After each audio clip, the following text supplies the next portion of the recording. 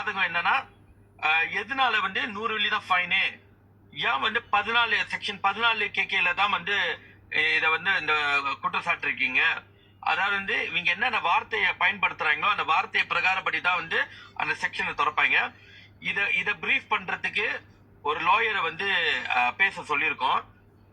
இன்னைக்கு நைட் இல்ல நாளைக்குள்ள அவங்க இதை பிரீஃப் பண்ணுவாங்க, எதனால இது நடந்துச்சு, எதனால இந்த செக்ஷன்ல சார்ஜ் பண்ணிருக்காங்கன்னு.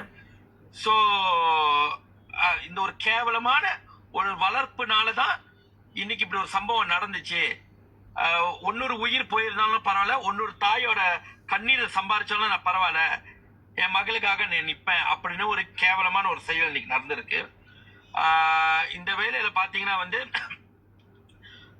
இன்னைக்கு மலேசியால இருக்கிற எல்லா மக்களுக்கும் அடுத்த நடவடிக்கை ஒரு லாயர் அவங்க இந்த கேஸ் பத்தி, இந்த செக்ஷன் பத்தி தெளிவான ஒரு விளக்கம் கொடுத்து ஒரு வீடியோ செய்வாங்க. இன்னைக்கு அவங்க கொஞ்சம் பிஸியா இப்ப வெளியே இருக்காங்க. நான் இப்ப கான்டாக்ட் பண்ணேன். அவங்க வந்த கையோடி முடிஞ்ச நான் அவங்க கூட சேர்ந்து செய்யறேன். அப்படி இல்லைன்னா அவங்க ஒண்டி இந்த வீடியோ செஞ்சு அனுப்ப சொல்றேன். இதுதான் நடந்தது. நன்றி, வணக்கம். ஆனா ஏட்டா தப்பிக்க கூடாது, தப்பிக்க விட மாட்டோம்.